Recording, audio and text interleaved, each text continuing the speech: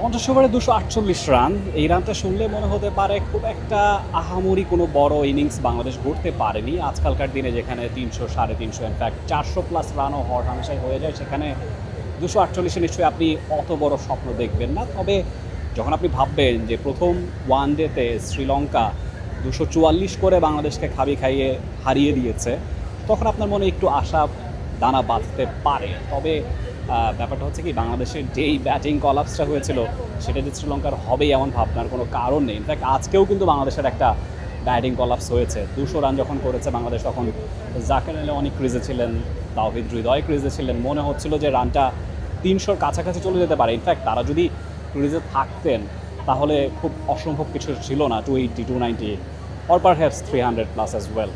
যেটা হয়েছে, বাংলাদেশ 25টা বল আগেই অল আউট হয়ে গেছে।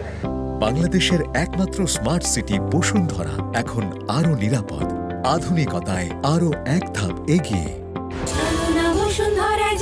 সেই 25টা বল যদি বাংলাদেশ দলটা খেলতে পারতো তাহলে হয়তো বা 30-40 কিংবা কোনো 50-এর উপর রানও বেশি হতে পারতো। সেক্ষেত্রে কিন্তু 300 খুব দূরের পথ মনে হতো না। যেটা হয়েছে, তাওহিদ হৃদয় যখন হাফ সেঞ্চুরিটা পূরণ করলেন, তারপরেই তানজিম সাকিব যখন ক্রিজে এসছেন, রান আউট হয়ে গেছেন ভুল বোঝাবুঝিতে। তাওহিদ হৃদয় 2টো রান নিতে চেয়েছিলেন, ঠিক আছে, তর্কের খাতিরে মানছি যে সেখানে it was never a 2 run. But ব্যাপারটা কি, যখন তাওহিদ হৃদয় সেট ব্যাটার, অপোজিটে নন স্ট্রাইক এন্ডে যখন তানজিম সাকিব এসছেন, তিনি তো স্বীকৃত পেস বোলিং অলরাউন্ডার নন। হ্যাঁ, তার ব্যাটিং প্রসপেক্টটা যথেষ্ট ভালো। আজকেও চমৎকার একটা ক্যামিও ইনিংস তিনি খেলেছেন। তার ইনিংস না হলে 250 কাছাকাছিও বাংলাদেশের রানটা যেত না। যেটা ঘটেছে, ভেরি আনফর্চুনেট যে তানজিম সাকিব দ্বিতীয় রানটি নিতে চাননি। Towhid Hridoy was very eager to take that run. Halfway through গিয়ে ফিরে আসতে হয়েছে, রান আউট হয়েছেন। এই ব্যাপারগুলোই না আমাদের ব্যবধান গড়ে দেয় ম্যাচের পর ম্যাচে। তাওহিদ হৃদয় যদি ক্রিজে থাকতেন, তানজিম সাকিব যেই চমৎকার ইনিংসটা খেললেন, সেটা তাহলে একটা পরিপূর্ণতা পেত। সেক্ষেত্রে 300 কাছাকাছি রান হয়ে যেত বাংলাদেশ। আজকে আপনাকে এই সেকেন্ড থটটা দিতে হতো না যে 248 কি এনাফ। এই প্রশ্নটা যে আপনার মনে দানা বাঁধছে সেটা হতো না।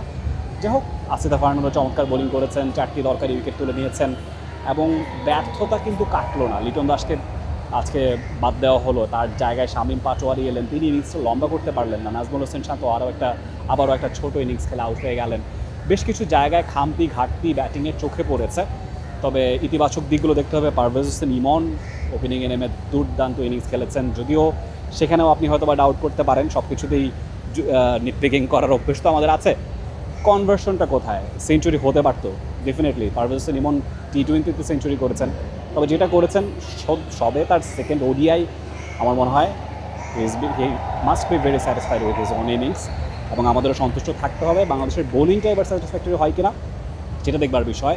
রিশাদ হোসেনকে দলে নেওয়া হয়নি, তানভীর ইসলাম আছেন, মেহেদী হাসান মিরাজ আছেন। স্পিন বোলিংটা আগের দিন নাজমুল হোসেন শান্ত করেছেন, আজকে হয়তোবা শামীম পাটোয়ারিকেও করতে দেখা যেতে পারে। তিনি বিপিএলে রেগুলার বেসিসে হাত ঘুরিয়েছেন এবং তার বোলিং অ্যাকশনটাও অনেকটা মেহেদী হাসান মিরাজের মতোই। সো দেখা যাক সেটা ইফেক্টিভ হয় কিনা। আগের দিন কিন্তু লেটার অন আমরা জানি যে প্রেমাদাসার স্টেডিয়ামটায় স্পিনটা অনেক বেশি ধরে থাকে সেকেন্ড ইনিংসে। যেটা ঘটেছে, আগের দিন ওয়ানিন্দু হাসারাঙ্গা দুর্দান্ত বোলিং করেছেন। কামিন্দু মেন্ডিস, যিনি স্পেশালিস্ট বোলার নন, তিনি একজন বোলিং অলরাউন্ডার, ব্যাটিং অলরাউন্ডার, ঠিক আছে, তার ব্যাটিংটাই সবচেয়ে বেশি কথা বলে। ডান হাতে বা হাতে 2 হাতে তিনি বল করতে পারেন এবং সেটাতেই বাংলাদেশকে ঘায়াল করে তিনি 3টা উইকেট তুলে নিয়েছিলেন। আজকে তাহলে আমাদের স্পেশাল স্পিনার তানভীর ইসলাম কেন নয়, মেহেদী হাসান মিরাজ কেন নয়, যার এত লম্বা এক্সপিরিয়েন্স ক্রিকেট এরেনায় আছে? তো ডেফিনেটলি ইফেক্টিভ হওয়া উচিত, বাট উচিত অনুচিতের বেড়াজাল ভেঙে কী ঘটে সেটা দেখতে হলে চোখ রাখতে হবে দেশের প্রথম একমাত্র স্পোর্টস চ্যানেল টি স্পোর্টসের পর্দায়। কলম্বোর প্রেমাদাসা স্টেডিয়াম থেকে Rifat Tanvir Rafi, T Sports. For more updates, subscribe to our YouTube channel and click on the bell icon. Follow us on Facebook and Instagram. Download T Sports app to enjoy exciting games and highlights. Visit tsports.com.